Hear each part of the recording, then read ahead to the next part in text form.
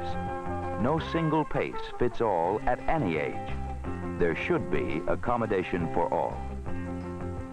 Yet in this country, accommodation for individual differences ends at age 65. Society makes that birthday a deadline. The calendar is assumed to reduce overnight the capable to dependency, the skilled and experienced to obsolescence, automatically, suddenly out of step, off the beat, expected to drop out, no matter what they feel, wish, or have to offer. But older Americans in increasing numbers are resenting and resisting this stereotype of instant aging and dependency. They can and are taking care of themselves. They are demanding, don't stop the music.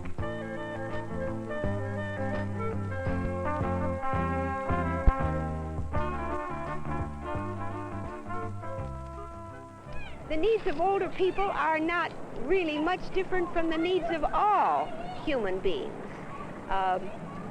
Shelter, food, an income to live on, a place, a human place where what we represent, the accumulated experience of many, many years, the expertise that we represent, the kind of ability to survive and cope that we represent, can be utilized.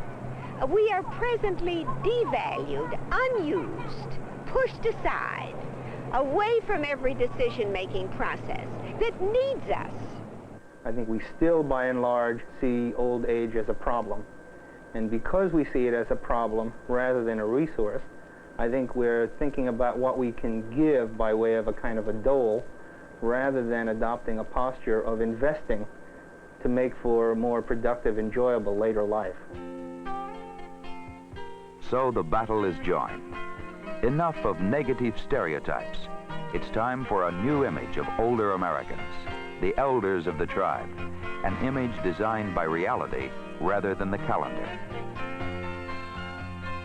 Older Americans in action, active at tempos of their own choosing, capable of diversity, enjoying themselves and taking care of themselves as independently as possible, determined to keep the music going.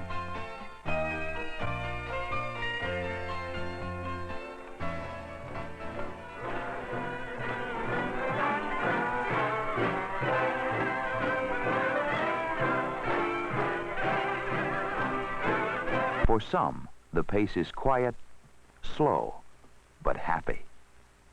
For others, a faster beat. That tennis player, close up, is 71 years old. I live across the street from Lafayette Playground, and in the morning, as soon as I wake up, I look outside to see if it is a suitable day for tennis. Unless it's raining or snowing, it's suitable.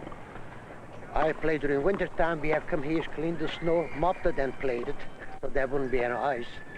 So I really enjoy playing tennis because it gives you mental rest and physical exercise. When you're playing tennis, you don't think about when you're going to die or anything like that. You just think how long you can enjoy your life. I have the name and the telephone numbers of about 65 people. Most of them are retired, and we get together, play tennis in the morning and in the afternoon and in the evening. I have some friends that they come here to play tennis. He's 86 years old, but every Saturday and Sunday he's here to play tennis, and he enjoys the game. I want to be in good health as long as possible, and the main possible way of doing that is by being occupied with exercise and physical action. How long you can enjoy your life. There are barriers, man-made and natural, too little money, and few chances to earn more because of arbitrary retirement and a false image of capabilities.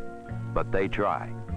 They continue to work where possible, and they look for work. Few calls for it too, for cement block walls and brick walls. Fine. I've built several little buildings for myself and others. And laid cement or mixed cement for cement walks. And In the mountains of Kentucky, they eased their problems with the old skills. Music for fun and recreation, mountain crafts for the money problem. In Olive Hill, we started working with crafts that are native to the area.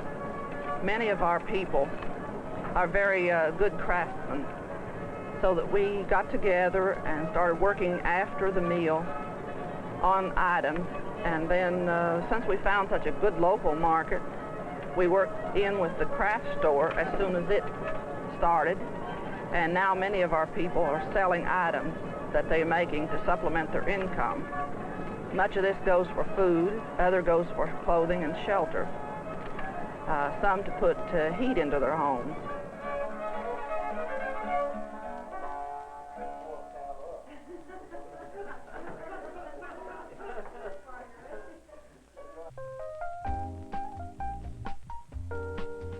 And in the city, they pool years of marketing know-how for mutual benefit. Members of this Michigan food cooperative search the ads for bargains, market in bulk for a week, package family supplies, and deliver them. Savings are substantial, friendships very real.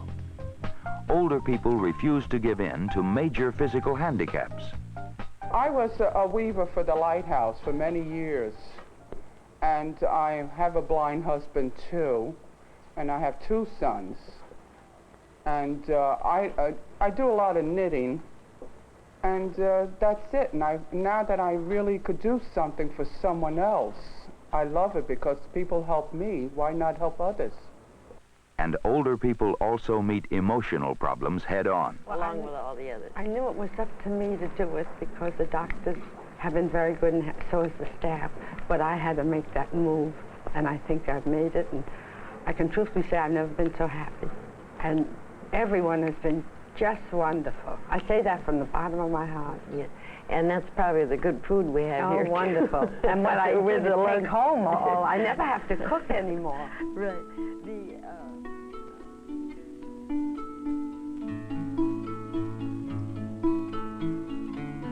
Enjoying all their lives. For many older Americans, this means not only taking care of themselves, but also serving others of all ages, as foster grandparents and as volunteers giving love and care to institutionalized children and to retarded and handicapped persons in hospitals and homes.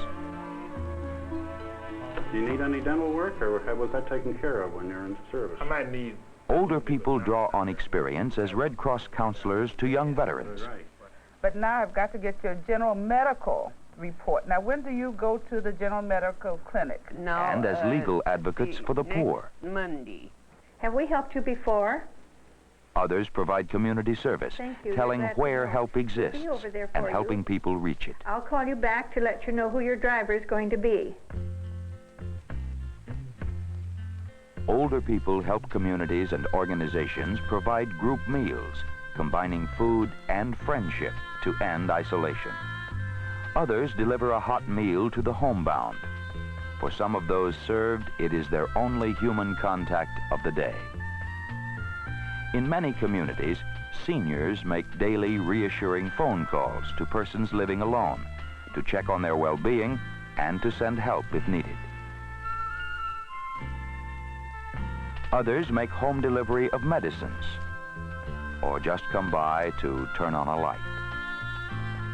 In the Indian country of the Southwest, tribal members build new houses for reservation elderly. And in the southern mountains, skilled carpenters repair aged housing for their neighbors and enjoy the doing. These activist older Americans are, of course, the lucky ones, the most outgoing, most self-reliant, and healthiest. They've found or made opportunities against all sorts of odds. Yet, with some community help, often very little, their numbers could go from few to many, enjoying their lives. And many, many more older Americans could find opportunities to serve others. To bring about such change, be far greater community awareness and involvement, and new attitudes toward aging. This is what the Administration on Aging of the Department of Health, Education, and Welfare is working for through its own programs and beyond as federal advocate for older Americans, because a lack of sensitivity toward the aging prevents adequate meeting of their needs or offering of opportunities everywhere. Change of attitude is needed in the health professions, emphasizing early treatment, preventive treatment, and accessibility of services to enable older people to remain active. And there must be therapy designed to restore them to activity, never accepting the myth that once down, an elderly patient must remain bedbound and dependent. Well, I found that one of the old things is very true. Old people are wise. They've had years of experience. Nothing really is very new to them. Oh, some of the techniques and some of the methods of doing things might be new, but not the essentials of life. And that's what you're approaching people on. Because when you treat someone, what you've got to do is have them want to do what you want them to do. And old people are marvelous, because if they make the commitment to come for treatment, they've already made the commitment. They want to get better. There are no games being played. They really want help. They want to do what you want them to do. If there's to be more action, there must be better ways to get where the action is. Improved transportation is essential for the elderly. And change of attitude must extend to older people themselves, their self-image, how they feel about themselves after years of being left out. In trying to depict the plight of the aged, I think they have created a negative stereotype of the aged, which made aging look to the elderly themselves and to those who might one day become old as a very desperate kind of period of life. Now, I think that's not how the elderly really experience old age. What the media have done is have taken the negative side of aging, of the few people who are really experiencing these grave difficulties, loneliness, physical illness, physical incapacities, emotional disturbances. And they have presented them in order to arouse sympathy for the aged. The result has been quite the opposite. I feel that there's a lot of potentials, well, not potentials, but actual knowledge being wasted because just because the person lives longer and a few more years passes doesn't mean that that everyone's brain has slowed down. Yes, there are problems with old age. I think there's no question that that some of these are perfectly correct. But by focusing only on the difficulties, only on the problems, an utter distortion of aging has been produced. And I think this is a great injustice that is being done to the elderly. Perhaps most important of all in this do-it-yourself nation is political action. At the local level, I do feel that older people can be encouraged to participate actively at the precinct level and the party level, whatever that might be. I think increasingly responsible government at city, county, state, and federal level has to make sure and try to convince not only older people, but all people that government is responsive. Because many older people, as they see decision-making politically moving away from them, they give up. And political social action nationally, as typified by the wonderfully named Gray Panthers. Their primary goal is to eliminate ageism, to stamp out age discrimination. The Gray Panthers organized in New York in April 1970. There were 6 of us. 3 of us had retired and 3 of us were not yet retired, but going to retire. And together we're building a new base of power that we think has real political clout. I think this is a reflection of a new mood in America today. It's not just the Gray Panthers. The Gray Panthers are a manifestation of it. Political clout for tomorrow. A new mood in America. Choices. Many tempos. Many options. Welcome as contributing citizens with parts to play. A community needs all its people. Its variety, experience, skills, wisdom, its roots, its pioneers and elders. The lucky community uses them and keeps the music going.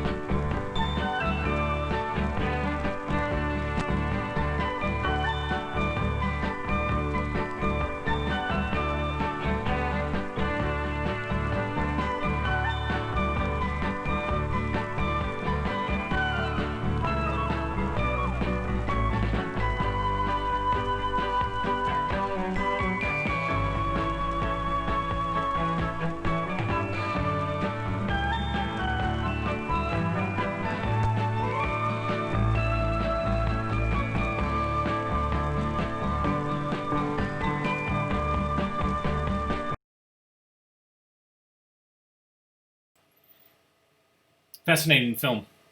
Hi, I'm Skip Elsheimer. Welcome to the AV Geeks Lunchtime streaming show.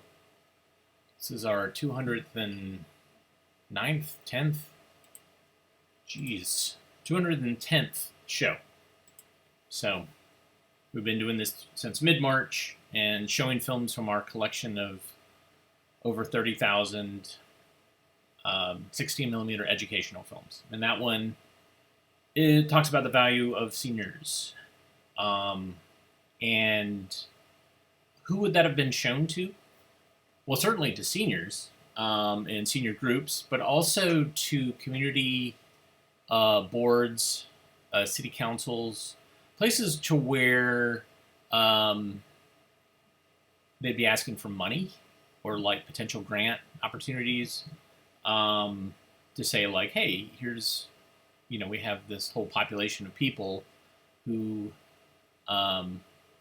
you know, they just sit at home, and you can certainly give them a better life than what they currently have if you give them money so they can do a field trip or they can do, you know, an activity at the community center, things like that. And also you can show it to adults whose parents are in that situation. But it's interesting to me because as I get older, I think about what does retirement mean for me, and the fact that I am self-employed and I probably won't retire in some regard, but also the relevancy of what I do and who I am. That tends to be more of an interesting thing. It's one thing to save these films and to digitize them and show them to you, but how do we make them relevant so that the Gen Zers care? Thankfully, my nephew, he's got his finger on the pulse because he is a Gen Zer, and I oftentimes nudge him or poke him and prod him to either work with me or to show him films. You know, my dream is that one day he will take on the baton, but you know, he's young. He's 19. Who knows? Who knows what the world's going to hold for him? All right. Speaking of the world, this next film is Controlling Atomic Energy. And this, you might see some footage that was repeated in the that Christopher's film about atomic energy being a blessing from God. So here's Controlling Atomic Energy.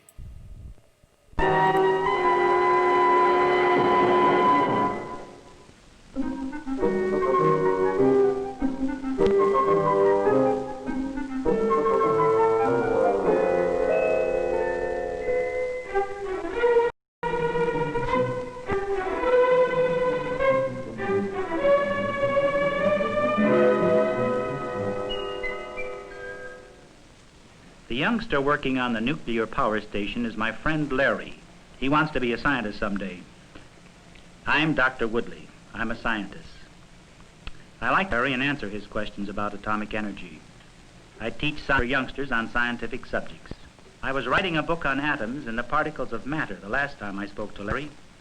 Now Larry was visiting a science book on controlling the atom. Well, Larry, what do you remember from our talk the other day? I know that everything around us that we see and touch is made up of billions of tiny invisible particles called atoms. Atoms are so small that lined up end to end would only inch, and the atom is made up of still smaller parts. There are neutrons and protons in a nucleus, and electrons which whirl around the nucleus in various orbits. But each atom is mostly empty space. Very good, Larry.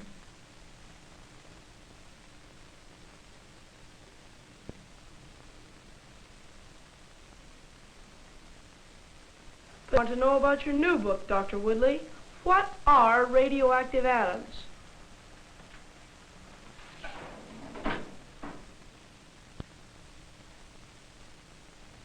Well, scientists once believed that atoms of elements never change. Later, they discovered they were mistaken. We know that certain elements do change. They are naturally radioactive. This means that they give off a stream of energy in the form of powerful rays or particles shot out like bullets at tremendous speed. Radium is one element that is naturally radioactive. Radioactive atoms eventually lose their power, change into different elements during a period ranging from a fraction of a second to 10 billion years, depending on the element.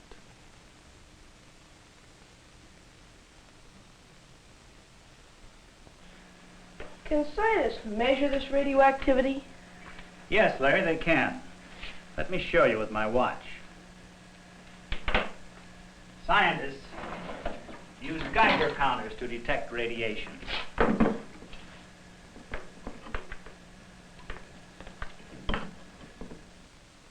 The Geiger counter measures the number of particles given off by the radium on the face of the watch. You can't smell them, taste them, or actually see them, but you can hear their effect.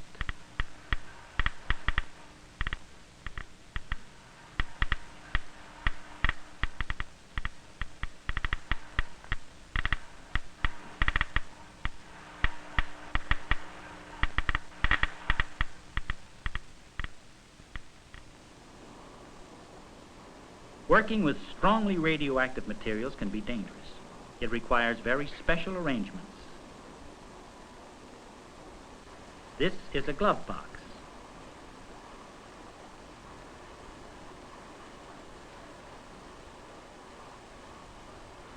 Here, scientists are protected by thick windows and walls. Machines using radioactive materials are heavily shielded with lead and concrete.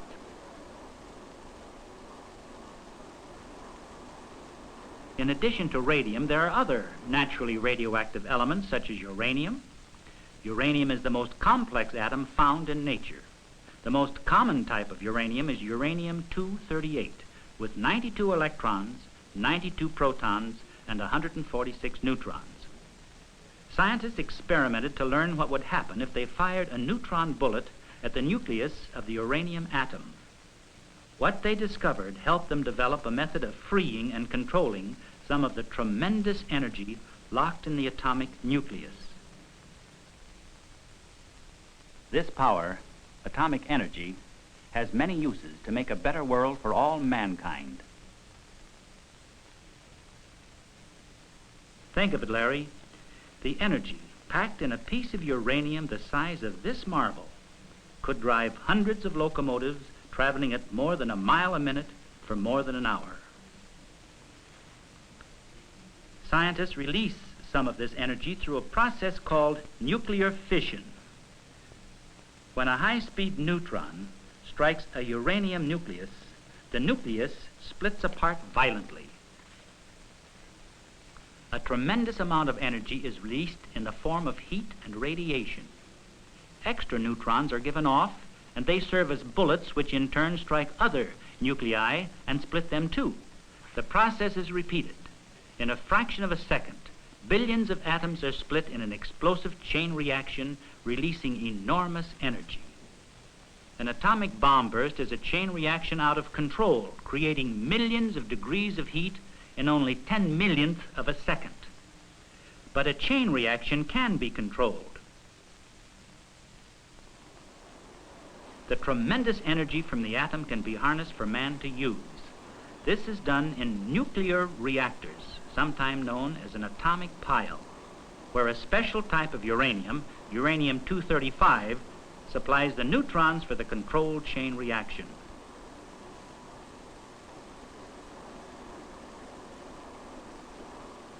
One type of atomic pile consists of a large cube of graphite with uranium rods inserted into holes in the graphite.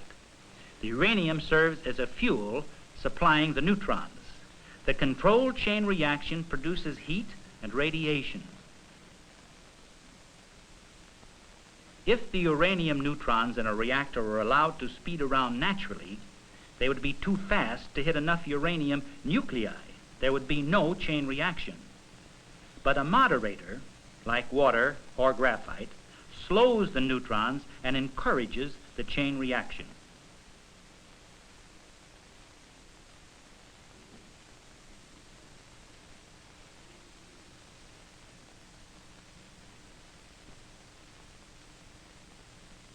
The chain reaction in the reactor is under full control at all times.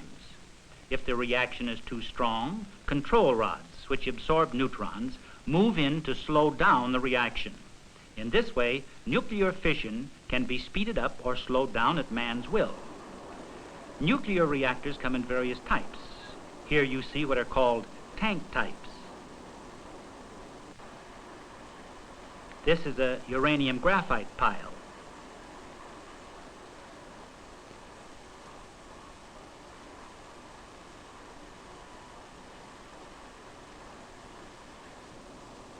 This reactor uses water as a moderator. It's called a pool-type reactor.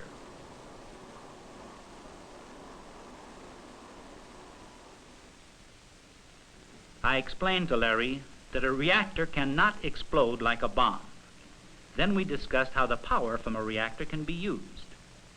In a nuclear power plant, for example, electricity can be produced. The heat is generated in the core where the atomic fuel is located. It passes to a heat exchanger to make steam. The steam drives a turbo generator for the production of electricity.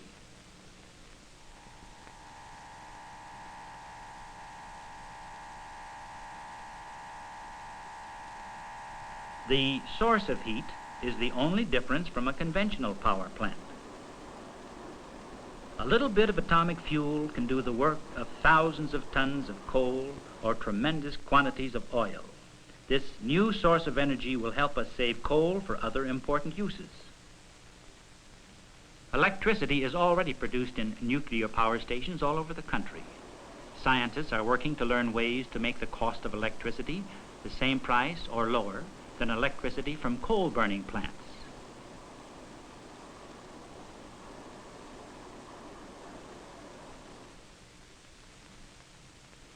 In a submarine, reactor heat can drive a turbine to spin the propeller.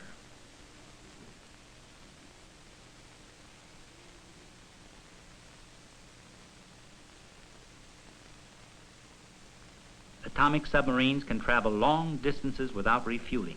The famed Nautilus went under the North Pole, and the Triton went around the world completely submerged. The nuclear ship Savannah is the pioneer of the atomic-powered merchant fleet of the future. More cargo carried, much faster.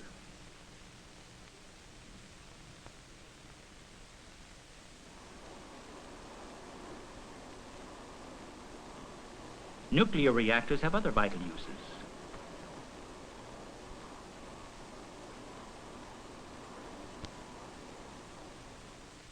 Substances not normally radioactive can be made radioactive in a reactor.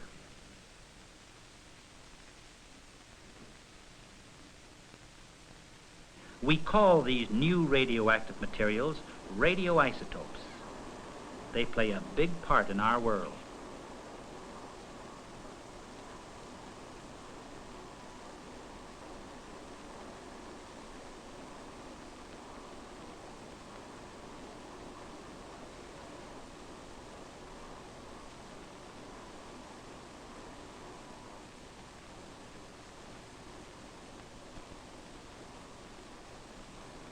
They are used by doctors to diagnose and treat disease.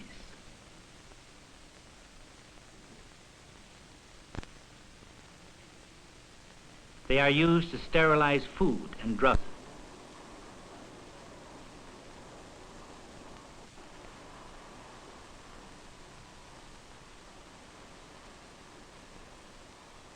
And in research to improve the growth of plants and animals.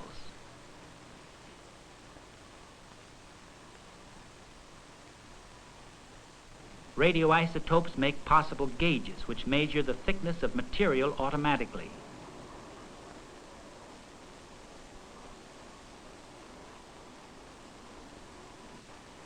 Oil flow can be traced in pipelines.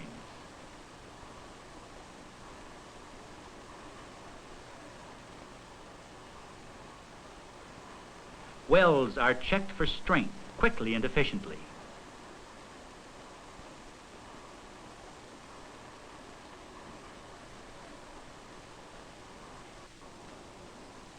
All adding up to better products and healthier lives for all of us.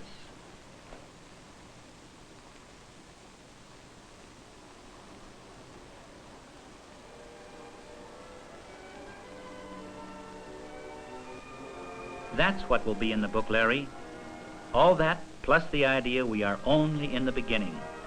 Young people will grow up to see the radioactive atom put to uses that have not yet been thought of.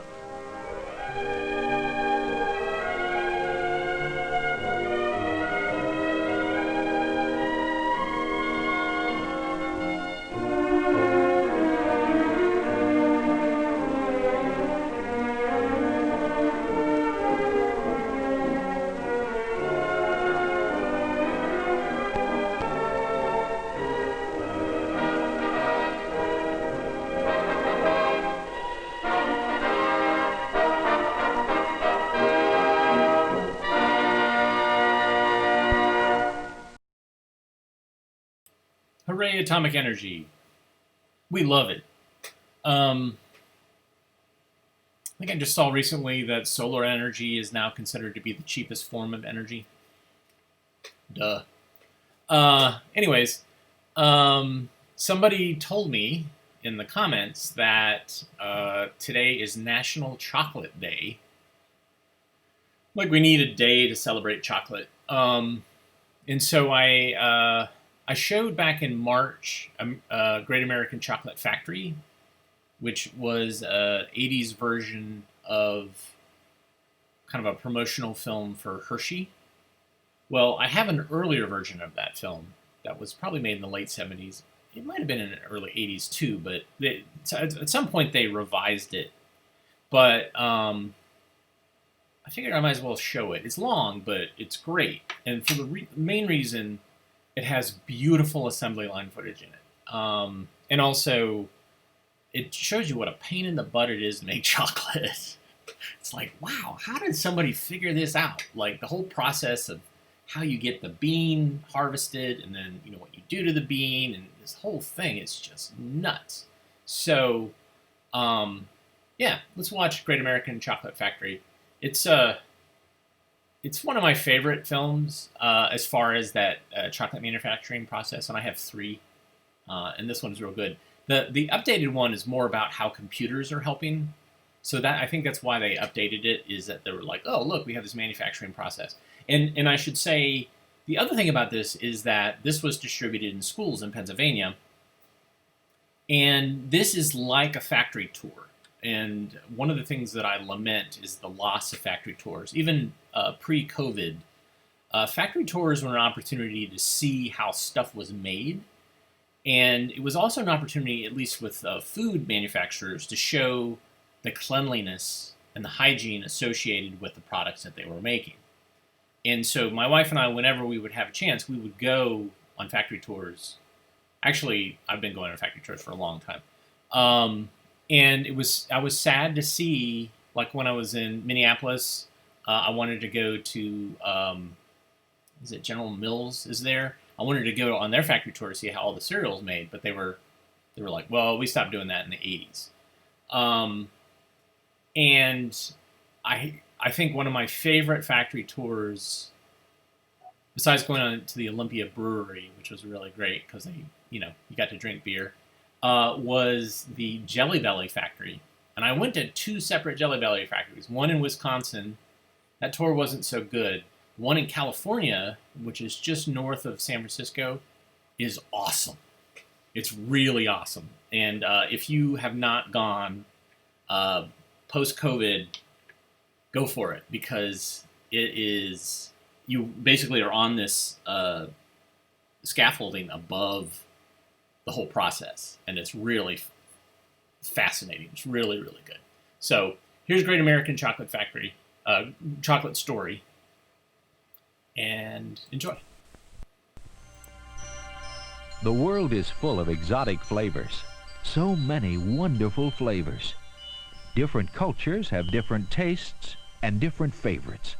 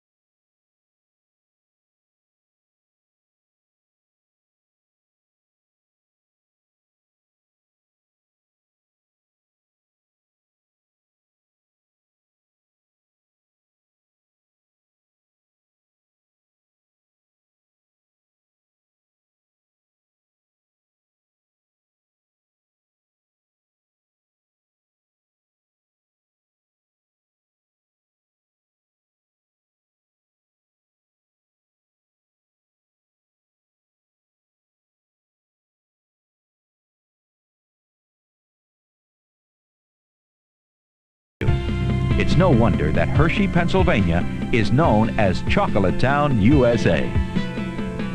But what is it about this area, right in the middle of some of Pennsylvania's richest farmland, that made it so attractive a location as the chocolate capital of the world? One answer is milk. Milk is one of the prime ingredients needed to make quality milk chocolate products. And Milton Hershey chose this area because of its reputation for having a large number of highly productive dairy farms. It's obvious today that the choice was a wise one. Every day, the Hershey Chocolate Factory alone uses nearly 1 million pounds of milk. But any true chocolate lover knows that milk is just one of the many ingredients that make chocolate the favorite that it is. In fact, the making of chocolate involves many flavors that come from many parts of the world. Blending these flavors together to create the taste that America loves is a great American chocolate story.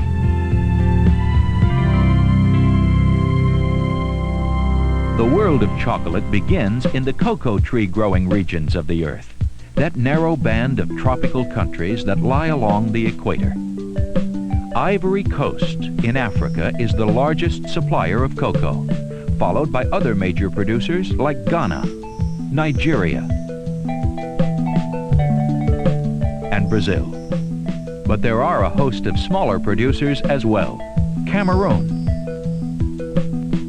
Dominican Republic, Ecuador, Malaysia, New Guinea, among many others. One land where the age-old methods of growing cocoa are being improved through modern agribusiness techniques is the country of Belize. Belize is a small Central American country that lies southeast of Mexico and east of Guatemala. Although Belize's cocoa growing industry is just now being developed, the Belizean heritage includes a long and close association with the cocoa bean. This is the site of Altun Ha, remnants of a ceremonial plaza built by Mayan Indians who inhabited this area of Belize from 200 BC till the 14th century. Among the many gods the ancient Mayans worshipped was one they credited with the wonderful gift of the cocoa bean, from which a delicious drink could be made. Even today, the scientific name for the fruit of the cocoa tree is Theobroma cacao, which means cocoa, food of the gods. There are still Belizeans who continue growing cocoa in the tradition of their ancestors, to whom the beans were so valuable they were used in trade, as we use money. Today, as always, the mixture of sun and shade is crucial to good harvest, and so young trees are planted within small, cleared patches of the jungle, there to be protected by the dappled shade of taller trees. This is one of nature's most unusually adorned creations.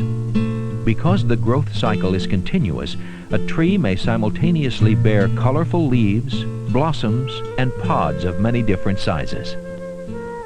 The blossoms are small and odorless, may be either pink or white, and grow directly from the trunk.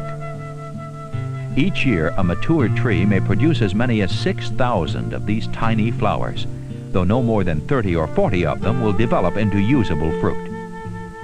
By the time they're ready for harvest, the cocoa pods will have grown to a length of 6 to 10 inches. Cutting and gathering ripened pods in the heat of the jungle is sweltering work, and an occasional break is welcome. Depending on its size, a pod may yield 20 to 50 beans. And though raw beans themselves at this stage are not good to eat, the pulp and juices that surround them offer a pleasant and refreshing taste, somewhere between that of banana and mango. In order to help local farmers grow cocoa more profitably and on a larger scale, Hershey has established an experimental farm in Belize, where more sophisticated growing methods are being introduced. Improved varieties of cocoa trees are planted in straight rows for maximum harvest productivity. And other cultivation techniques, such as controlled irrigation, are studied in special test areas. We have quite a bit of insect damage and fungus appearing on these plants, and I would like you to... At the Experimental Farms nursery, the focus is on the development of improved hybrid cocoa seedlings. Cutting insects, and for that to use 7, we can use... And information is shared on the newest treatments for problems that young trees may encounter. Well, this morning a spraying was done with a Coside, which is a fungicide fertilizer. The farm also includes a testing facility and lab where ongoing studies analyze the results of farming experiments, such as the effects of irrigation on cocoa bean size. Since the cocoa tree growth cycle is continuous, there are always ripe pods to be harvested. They are cut to the ground by machete, gathered by hand, and placed by the side of the road until they are picked up to be trucked to the processing plant. Although in most cocoa-producing countries, machetes are also used to open the pods and harvest the beans, in this cocoa processing plant, the job is done more efficiently with the aid of machinery. The mechanism is uncomplicated, a combination of gears, blades, conveyors, and drums that perform the job of opening pods and extracting beans.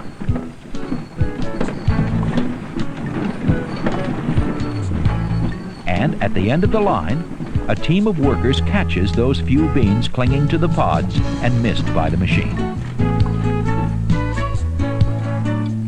Almost immediately, the beans begin to darken with exposure to the air. The beans are boxed, covered with leaves, and monitored as a natural fermentation process helps develop the cocoa bean flavor over the next 5 days.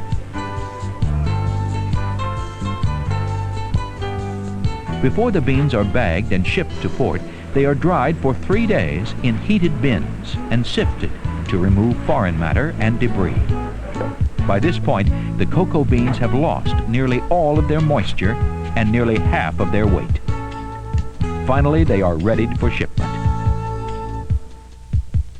Belize is a producer of another major ingredient for chocolate making, sugar. Sugar is grown in numerous countries, including the United States. Although both cane and beet sugar can be used in the making of chocolate, all the sugar production of Belize is from sugar cane. And though some aspects of sugar cane refining have been modernized, basic rituals and processes remain the same. It begins with the cutting of cane in fields that have been cleared of brush by burning, and it will end at the mill with mounds of raw sugar drawn from the cane's sweet juices.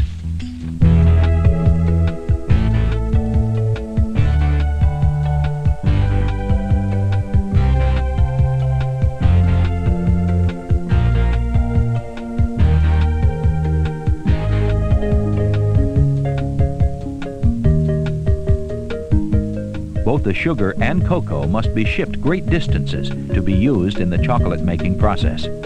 First destination for the raw sugar will be a U.S. refinery, where it will be converted to the familiar white crystals used by chocolate makers. The modern method of cocoa bean transport is containerization, in which trailers are loaded at dockside and lifted as fully packed units onto the ship.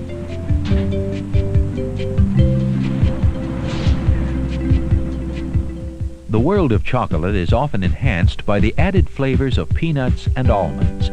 For American chocolate making, peanuts are secured from the southern part of the U.S., while almond production originates in the valleys of California.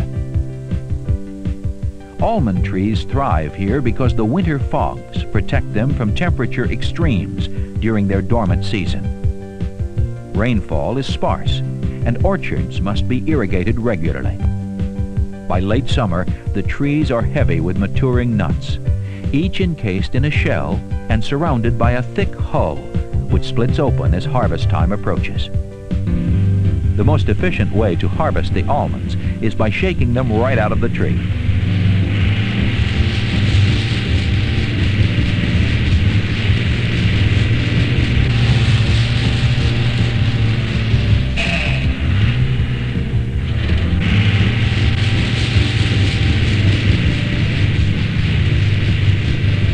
After drying on the ground for a few days, the almonds will be picked up by other harvesting machinery and their hulls will be mechanically removed. Then the nuts are taken to the receiving and storage center for further processing.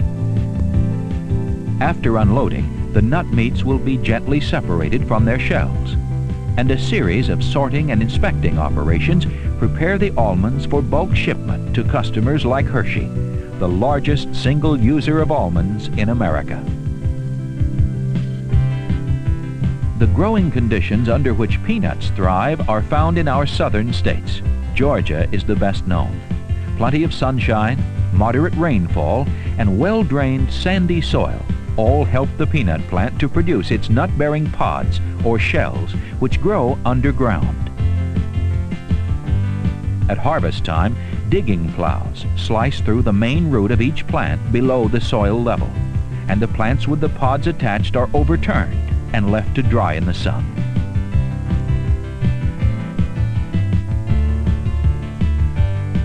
Later, the pods will be removed from the dried plants by machine and transported to a processing plant for cleaning, grading, and shelling. While nuts, sugar, and cocoa beans make their way to Hershey from far-flung sources, the pure, fresh milk, so essential to milk chocolate production, begins its much shorter journey from farm to factory as stainless steel tank trucks arrive for the scheduled pickup. The company maintains a staff of field representatives to inspect each farm on a regular basis. And the milk haulers conduct a series of quality checks too. Every time a milk hauler visits a farm, he takes what's called a universal sample, which will go to the lab for testing. As each truck arrives at the factory receiving station, another universal sample is taken. All samples are brought immediately to the milk receiving laboratory. Here, tests for bacteria count, antibiotics, and butter fat content are among the many conducted in a tightly controlled quality assurance program.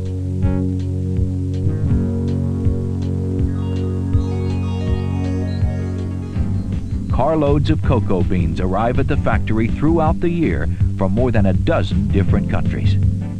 And because each region produces a bean with its own distinctive flavor, each country's beans must be handled and stored separately until they're needed. The quantities involved are enormous. The beans are delivered automatically from the rail siding to the top of the storage silo complex, which has a total capacity of 90 million pounds. Arranging for a steady supply of basic ingredients like cocoa beans and sugar from around the world is a complex process. One that begins in Hershey's own commodities trading room. Here, experts are in direct communication with the New York and London exchanges, where the commodities of cocoa and sugar are traded. By following world market price fluctuations closely, agreements to buy and sell quantities of cocoa and sugar are made, sometimes more than a year in advance, assuring adequate supplies of these raw materials. What's Sterling doing this morning, Tony?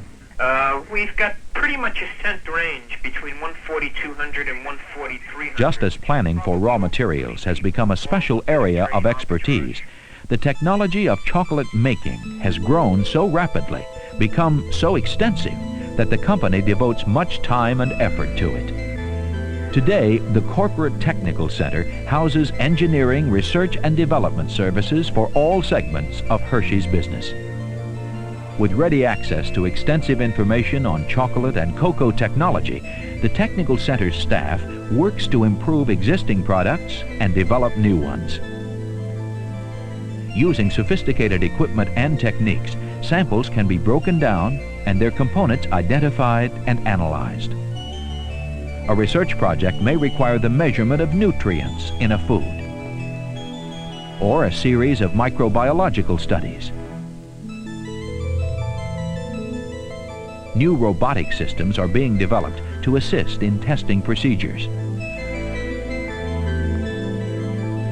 Also, the packaging of products is studied and improved for optimum durability and protection. The Technical Center Engineering section gets involved when a plan requires the design of new equipment or processes. And new product ideas can be tested and evaluated in a fully equipped pilot plant. The best way to judge the flavor of chocolate products is by tasting them. These trained taste panel members carefully evaluate and compare new product recipes being considered for manufacture. 6 major notes are shown with the intensities that we perceived yesterday. Let's taste it again and try and close. Taste panels are also responsible for monitoring product ingredients, identifying and charting subtle differences in flavor and fragrance, while helping to maintain the distinctive Hershey taste in all finished products. Acrid. Hershey's kitchens are more than kitchens. They're food laboratories where home economists experiment with a wide range of recipes for chocolate and chocolate products. Making use of all the flavor the cocoa bean has to offer is as much a science as it is an art. The art actually begins in the factory itself. Cocoa beans enter the production line through an elaborate cleaning and sorting machine that removes any foreign matter. Then they're routed by conveyor belt to a storage tank which supplies the blending department. Sometimes the beans are blended before roasting, and proportions for specific recipes are programmed into the automatic blending machines. Each station introduces one type of bean to the continuous flow blending process. Precise quantities are measured in pounds per minute. The blended beans then travel to huge ovens, where they are dry roasted at temperatures over 400 degrees Fahrenheit. This roasting develops the flavor and aroma of the beans. Then, in another completely enclosed process, the shell of the bean is removed, and the inner meat is broken into fragments called nibs. The roasted nibs will be put through a milling process which converts them to a free-flowing liquid. Traditionally, this has been called chocolate liquor, although it has no alcoholic content. All chocolate products made in the factory begin with this liquor, which is rich in cocoa butter. And liquors made from different types of beans can be blended automatically from a central control room, then sent on to the various production areas. When cocoa products are being made, giant presses squeeze most of the cocoa butter out of the liquor. The butter is drained away and will be used in the making of milk chocolate. The dry cake that remains after the butter is squeezed out is pure cocoa. The cake goes through several grinding and refining processes on its way to becoming packaged cocoa, and samples are collected for the Quality Assurance Laboratory. In another section of the factory, whole milk is being condensed for use in the chocolate-making process. When almost all of the water content has been removed and the milk has reached the consistency of taffy, chocolate liquor and sugar are added, and the mixture looks good enough to eat. However, many more steps lie ahead. The mixture gets drier and drier until it becomes a coarse powder called crumb. The blending and mixing of crumb are computer controlled, and from this console, additional cocoa butter is introduced to make the finished chocolate richer in flavor, creamier in texture. The flow of ingredients is now directed to one of many conching machines. The name conch began years ago when the vats were shaped like the seashell. Today, the name remains, but there are a variety of shapes and sizes in use. As the crumb is fed by conveyor to this rotary action conch, additional cocoa butter is piped in to enrich the formula. With constant stirring and low heat, this rotary action is preferred for some types of chocolate, while other chocolates benefit most from longitudinal conching techniques. In this process, large granite rollers go back and forth, rubbing the mixture, now called chocolate paste, over a corrugated granite base. During its trip through the conch, this thick, coarse mixture is transformed within 72 hours to a rich, mellow consistency, with flavor to match. But one step remains before it's ready for cooling and packaging. In the refining process, massive steel rollers reduce the particle size of the blended ingredients, making a fine paste even finer, really velvety smooth in texture.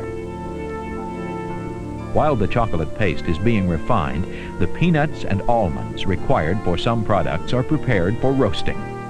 After cleaning, peanuts must pass inspection by an electronic sorting machine. Almonds are given an equally rigorous inspection as they are cleaned prior to roasting. In one of the most aromatic departments of the factory, peanuts and almonds are roasted in stainless steel ovens. This automated process develops and enhances the natural nut flavor, creating a taste that blends especially well with milk chocolate. As the nuts are conveyed to many different departments, the refined milk chocolate paste is cooled to a working temperature at the molding machine.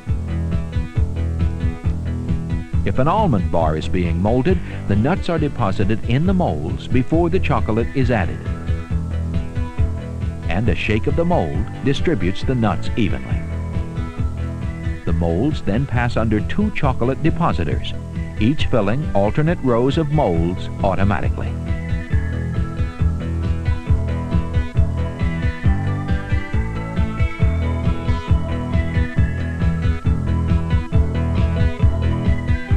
The molds for all bars, with and without nuts, travel on an endless belt toward the cooling tunnel. The molded chocolate is vibrated and cooled as it passes through the tunnel. This helps to assure a solid, well-formed bar.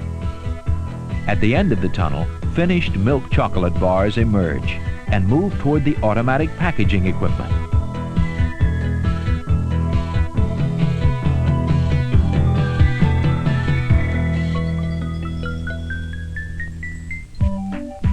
Of course, not all chocolate is molded. This unique shape is achieved by ejecting or dropping chocolate onto a moving belt.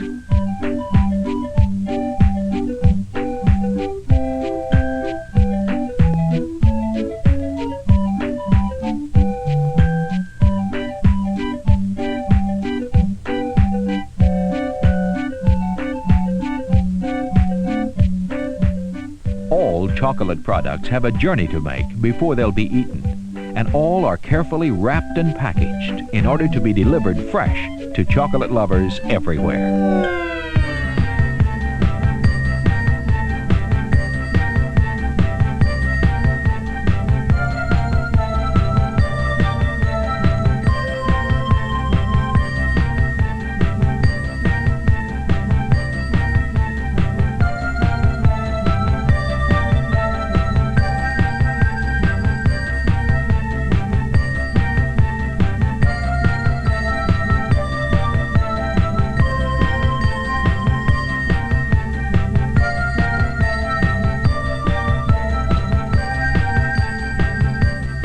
By the time each product has reached the packaging stage, its ingredients have been tested, analyzed, and scrutinized every step of the way. The experts in Hershey's Quality Assurance Laboratories help those in production to maintain the highest standards, to assure that consumers get the quality and quantity they expect. Only when the final test has been made and the final approval given do the cartons of chocolate products leave the factory on their way to distribution. An international cycle is being completed. Raw materials drawn from many parts of the globe have been transformed by Hershey into delicious chocolate products, which now flow out into the marketplace. Chocolate. It's a story of raw materials from far-off, exotic places, of agricultural study and improvement, of large-scale, long-distance shipping requirements. It's a story that blends ingredients in a highly sophisticated manufacturing process, one that draws on the richness of tradition and the advances of technology. But mostly, it's a story that begins with the cocoa bean and leads to the flavor America loves best.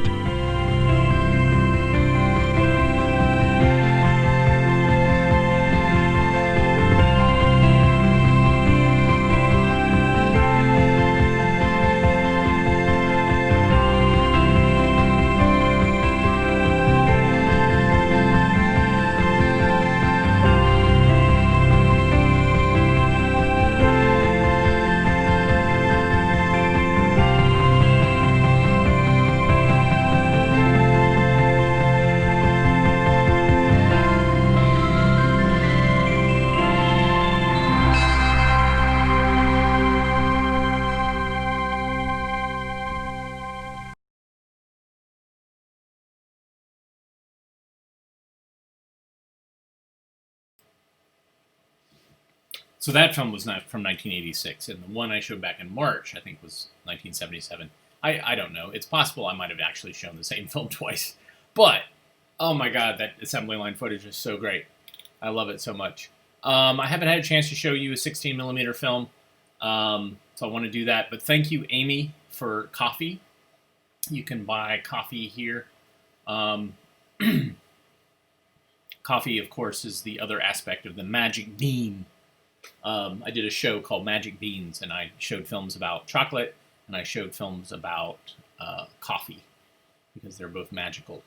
And they're both, I think, actually threatened by climate change, because those environments are threatened, and some of the plants are being threatened because of various diseases and molds and etc. Anyways, yeah, so this is a public service announcement to remind people to vote. Early voting ends on the 31st here in North Carolina, but it's different in different states, so please early vote.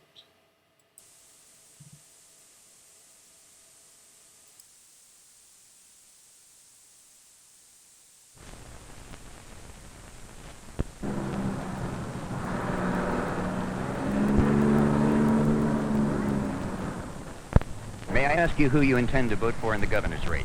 In the governor's race for Mr. And why did you? He's been at some of our JC functions and he spoke to us, and I just liked him. In the governor's race? In the governor's race. Dowd. And why? What made you make that decision?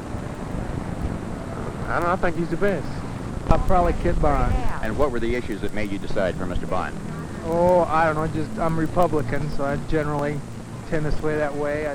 I think he's honest. Well, I haven't made up my mind exactly yet.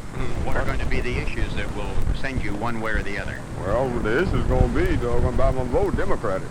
I don't know. I don't really know who's running. I haven't been following it. Would you favor at this point Mr. Bond or Mr. Dowd? Dowd is the Democrat? Yes. Yes, I guess I'd favor Dowd. I'm a Democrat. And what made you decide for Mr. Bond? You've probably heard a great deal about political polls, but this may be the first time you've had the opportunity to see one in the making.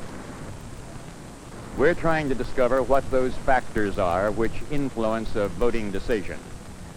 We know there are rock-ribbed Republicans and dyed-in-the-wool Democrats. For them, it is party affiliation that most influences their voting decision. My family's always voted Democrat, straight Democratic ticket all the way. I intend to vote for Kit Bond. There are still others for whom only the issues matter.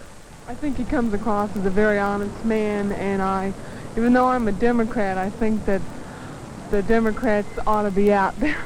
And we also know there are millions, many millions, who aren't anything much politically. They're too busy. They're pulled in too many directions. They're interested in too many things. It is this person that we're interested in. We want to determine the factors which influence his voting decision.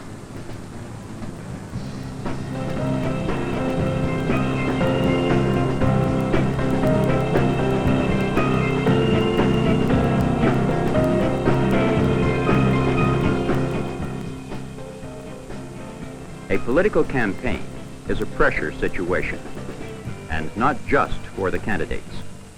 Voters, too, are subject to pressures and sometimes cross-pressures. I don't know why they can't figure out some... Young and old, black and white. I don't know why they can't figure out some way to make it what should be a simple procedure work properly. This time it was number 9, unit, clogged pumps. I've got to go back again now and stay until midnight, I suppose, trying to... We're 14 hours behind. Keep it down a little bit. Who were recommended to him by his political party. 14 hours behind. And he kept in office those who had been there previously. Thursday night, I'm supposed to, at least George asked me to go down to Union headquarters.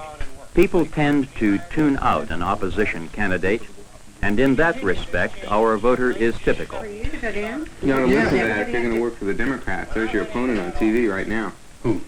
Kit Bond. Why are you so interested in the election? Well, I'm going to vote. What do you mean you're going to vote? You're not 18. I will be by the time the election comes around. Yeah, but you're not registered. I am too. They told us in government class the other day that as long as we were going to be 18 before the election, we could go and register. So I went down and got my voter registration card the other day. The voter's son is the one who is not running quite true to form. For the son to be interested in the face of family disinterest is unusual. For him to be interested in a Republican? But this is only September.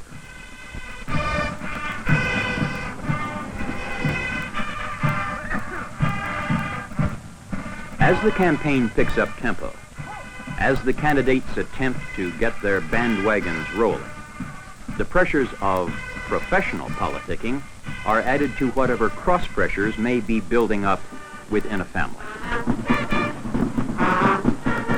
And if a young, attractive candidate and the voter's own son tend to pull in one direction, there are always others who pull in a different direction.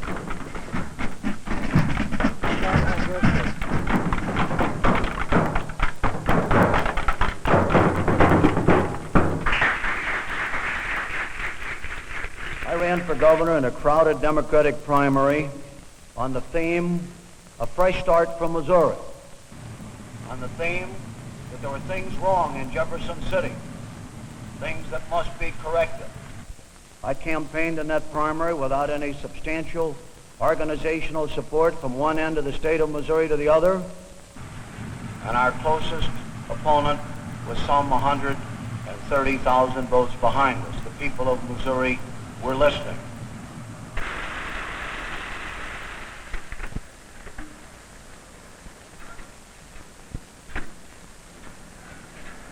Hey, Bill. Hey, George. Hey, what are you running for? Hey, he's the man. He's going to be our next governor, right? Yeah, okay. Matter of fact, in this election, we really got our work cut out for us. Yeah, how come? Well, the 18-year-old vote. You know, those kids get to vote this time for the first time. Oh, yeah. Not that they know anything about the issues. I mean, what do kids know about tax reform? They never pay any taxes. Listen, my son Mike's been working on me all month. He knows plenty. Tell you one thing, though. Those kids are going to vote for Bond. You know that? How come? Because with his baby face, they're going to think he's one of them. Yeah, maybe so. Well, you know it. That's the reason I'm going to count on you this year to be a precinct leader, or at least for some more extra funds, right? No. Hey, George! I've got things to do. The union has already endorsed No, it. I'm going to count on you. I'll see you, right? Okay, so long. Oh, man, all of this political action stuff. Say, Dad, there's going to be a political debate tonight over at one of the high schools between both the candidates. I think we ought to go. I don't.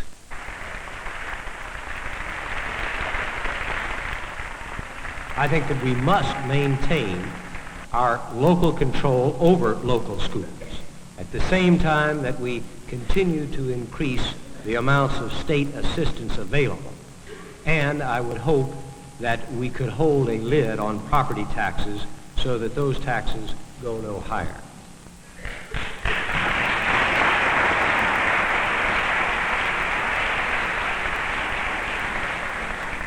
Mr. Dowd, your answer to the same question, please. In 1968, when I was a candidate for lieutenant governor in the state of Missouri, I advocated that the state government increase its share of financial assistance to the public schools from the then formula of 33% to 50%. That still has not been attained. It has since been endorsed. Dowd knows what ought to be done in Jeff City. He'd do it, too. Oh, that Bond is a good-looking guy, isn't he? Well, I hope you don't vote for him because he's good-looking. Well, no. Not necessarily, but... Oh, Mom, by the way, I'm going to be home late for dinner tomorrow. My government class asked us if we could get a little more involved in the campaign, so some fellows in my class asked me if I could go down to Kit Bond headquarters and help them stuff some pamphlets and brochures and stuff for the campaign. Sounds fine. You are getting involved. How about a piece of paper? Oh, okay. You know, Sally down the street is going to have a coffee for Mrs. Dowd and some of the other candidates' wives. I think I'll go. Maybe I'll get a little more involved this year myself. Sounds good. Say, what is this? Campaign headquarters? No, I'm trying to get around to more of these coffees and meetings this year. We have an 18-year-old, and he's voting this year, and he's terribly interested. Well, so I feel I better be better informed, too, when he's talking about things. Well, this is true about the 18-year-olds. Oh, yeah. They won't take platitudes for an answer. They want something real. Old loyalties may come under pressure if an issue of particular personal importance arises. Letter from the union, huh? I guess so.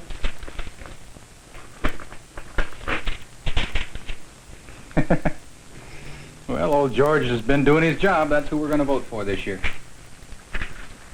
Do you really feel obligated to vote for these people? Well, I always have. Besides, Dowd is a friend of labor, and he advocates tax reform. Bond says the same thing. He just makes it sound better. And look better. Oh, I'll buy that. Well, at least old Ed has got experience. And I go with experience. Do you feel just because your union endorses somebody that you've got to vote for him, too? You're big mouth. You deal with that. I don't know if it's going to cost us more for your college tuition or for the premiums on the car insurance since you started driving. Well, if you vote for Kit Bond, you wouldn't have to pay so much for car insurance. He was at school the other day, and he said he advocated no-fault insurance. I think that the example and the prospects that we have seen in other states such as Massachusetts, where there has been a reduction in premiums and a rebate of premiums paid to automobile owners and insurance policyholders, indicates that this is a great opportunity. I favor a modified no-fault insurance plan.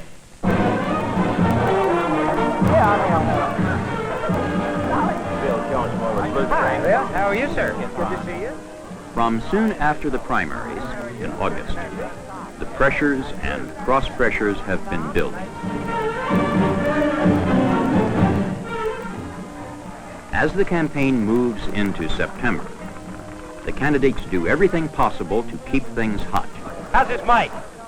And they will keep right on with their blistering pace through October. The reality of what happens when you use drugs, this educational effort cannot cease.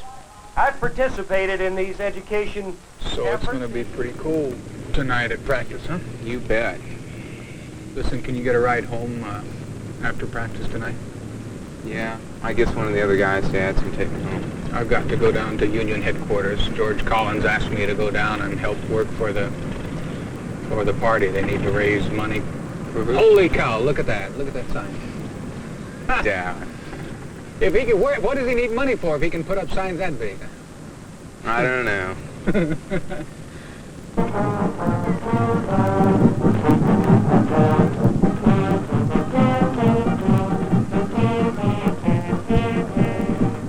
As Election Day, the fateful Tuesday, nears, the intensity of the campaign increases. Candidates are well aware that voters are susceptible to pressure, and they are not adverse to applying it. Although sometimes, with some voters, the pressure is to no avail. Governor's race. Who's running for Governor? Dowd? Dowd and Bond.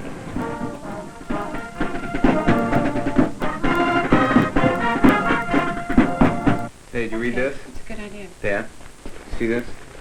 Kansas City Star endorses Kit Bond over Dowd for Missouri governor. Well, so what? The Star is a rich man's newspaper. Listen to this headline, Bill. Dowd out in front in St. Louis poll. Oh, but it goes on to say that they don't think that's a big enough margin for him to win the election. We've got Kit Bond and Ed Dowd right on top of all those other national contests in Time magazine. Bond? Dowd? Well, I could live with either one. Either one of them. Hi, Mike. Where you been? Oh, hi. I just cast my first vote, Dad. Good. That's where we're headed. Well, it won't do any good. I already canceled your vote. Don't be so sure. We'll see you. Bye.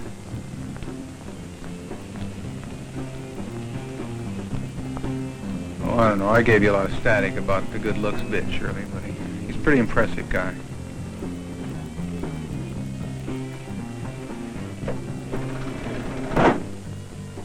This is it, the moment toward which all the pressures and counter-pressures have been directed. How do you think he will vote? Turn the projector off now, and take as much time as you like to discuss how you think he will vote, and why you think so.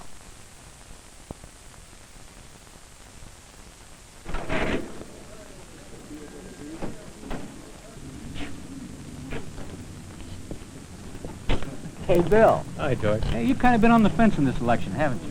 Yeah. Yeah, as much as I kept plugging Dowd to you, I could tell you still hadn't made up your mind. Well, Hey, it's all over now. You mind telling me how you voted?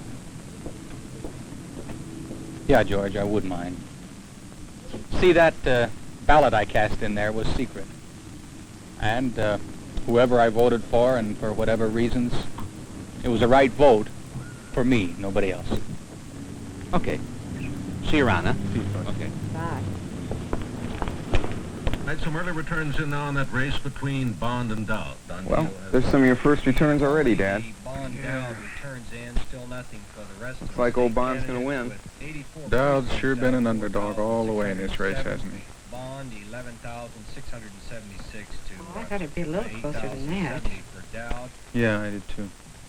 Our computer in the studios of Channel 4 has predicted that the next governor of the state of Missouri will be Christopher Bond. Well, I didn't have any doubts all the way along. You were pretty confident, huh? Sure. Well, they made a prediction that he's going to win by a landslide.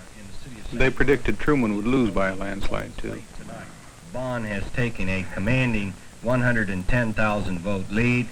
At age 33, he will become the youngest governor in the nation. Oh, boy. So Bond, Christopher Kit Bond, has triumphed over Edward Dowd.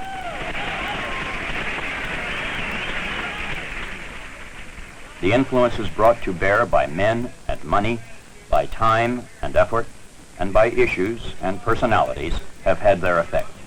We promised to make a change in state government, and I intend to deliver on that promise. All the pressures and cross-pressures have contributed to the selection of a leader in the American way, the way which helps the voter decide.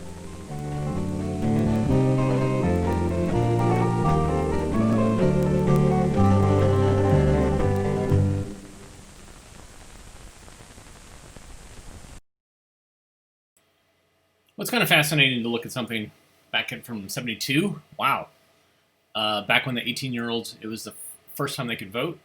Yeah. So anyways, vote. Don't tell me who you're voting for. You can guess who I'm voting for. I'm pretty liberal, probably socialist by most definitions. But don't, you vote for whoever you vote for with your conscience. So thanks, everybody, for joining us. Tomorrow will be our 900th film. 900 films since mid-March. So join us for that. That'll be our first film tomorrow. Everybody have a great rest of the day. Please rewind and love each other. And we will see you soon. Take care.